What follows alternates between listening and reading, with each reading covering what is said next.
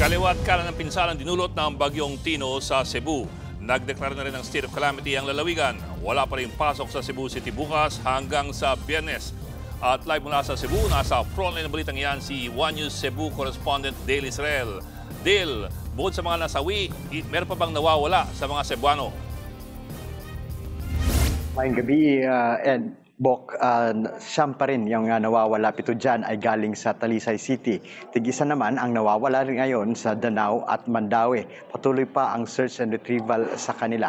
Kabilang naman sa 111 fatalities ay ang mga 25 nasawi sa Compostela, 35 sa Tliloan, isa sa Consolacion, siyam sa Danao City, 12 naman sa Mandaue City, 7 sa Talisay City, habang 6 naman ang nasawi sa Balamban.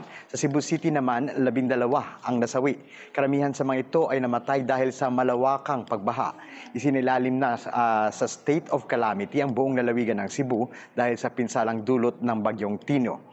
Patuloy pa ang clearing operations at relief operations dito. Sa ngayon, nasa 15 LGU pa dito sa Cebu ang nakaranas ng power outage. May mga lugar din na wala pang signal, kabilang na ang bayan ng Pilar, San Francisco, Oslob, Liloan at Danao City. Wala pa ring supply ng tubig sa mga bayan ng San Francisco at Danao City.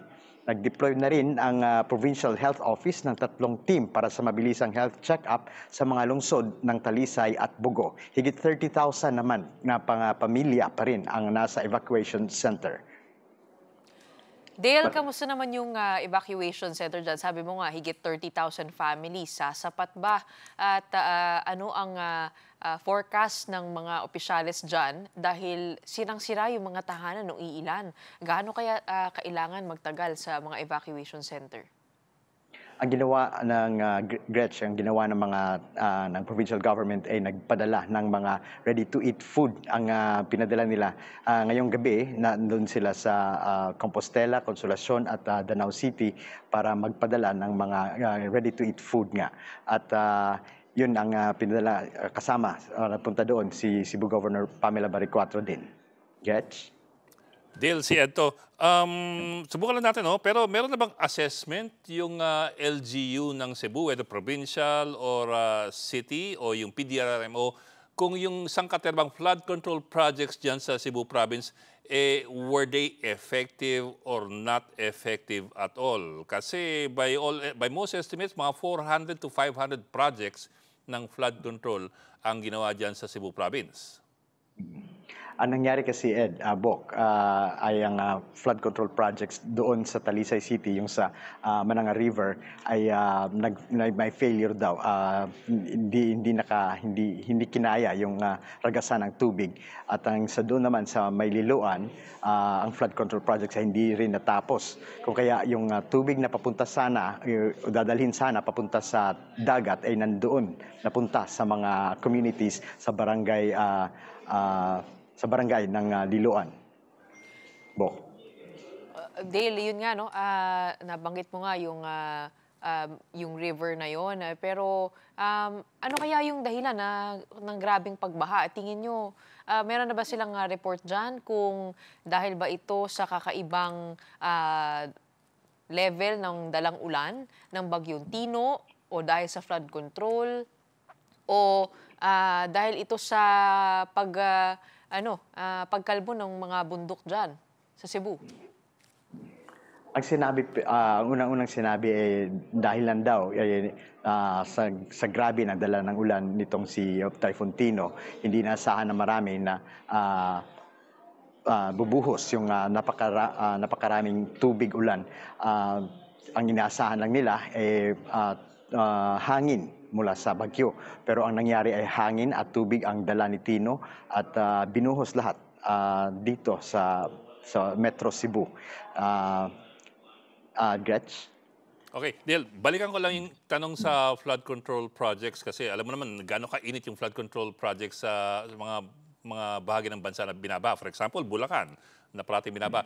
Diyan sa Cebu, meron ba any indication or any sign of outrage by the public sa Cebu doon sa apparent ineffectiveness ng mga flood control projects? Or conversely, meron bang initiatives ang mga LGU na imbestigahan yung mga nagawang flood control projects if these were actually completed, implemented, or they were ghosted? Meron bang ganon? Actually, yung mga tao dito ay galit na galit. Especially yung sa Liloan, ang mga statement, ang mga sabi ng mga tao ay hindi daw natapos yung flood control projects. Sa katunayan din ay nagpunta dito si DPWH Secretary Vince Sison, at ang sabi ay imbestigahan nila yung nangyaring yung mga flood control projects dito sa Cebu dahilan sa napakalaki kasi ng funding mula sa gobyerno ang flood control projects. Ang karamihan or ang majority ng mga flood control projects ay nandoon sa southwestern Cebu na isang lungsod na hindi naman binabaha. Pero yung biggest chunk ng budget nga ay nasa southern town ng Cebu, southwestern town ng Cebu na hindi naman binabaha kumpara dito sa Metro Cebu. Sa Mandaue at sa Cebu City na palaging binabaha kung umuulan, nagiging second or third in terms of funding na lang ang nagawa sa Cebu at Mandaue. Dale, that's interesting. Sinabi mo na meron diyang tinambakan ng flood control projects na hindi naman binabaha to begin with dyan sa southwestern Cebu. Tama ba? Did I get you right? Tinambakan ng flood control projects bagamat hindi binabaha. Hindi naman, pero siguro naman hindi naman pwedeng sabihin na kaya hindi binabaha dahil maraming flood control projects. Hindi naman ganon. Hindi naman siguro ganon. Kasi parang parang suburban area yung tinabakan ng flood control projects dito sa Cebu.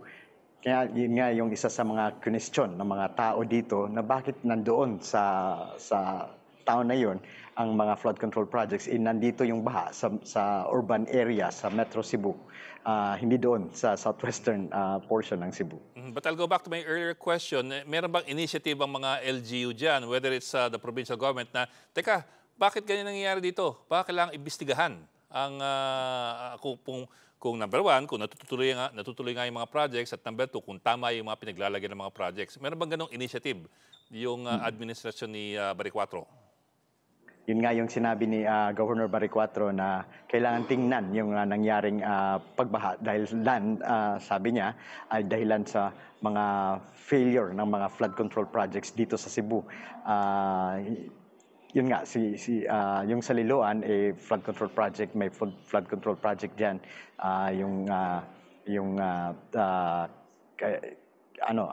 Anak ng kanyang katunggali na si Cebu Governor Gwen Garcia, or son-in-law ni Governor Gwen Garcia. Okay, maraming salamat at ingat parati. Dave Israel ng One News Cebu. Mga kapatid, Ed Lingaw po, maging maalam at may pakialam sa mga napapanahong balita sa ating bansa. Para sa mas malilimang pagtalakay at paghimay sa mga issue at headlines, mag-follow at mag-subscribe sa social media pages ng News 5.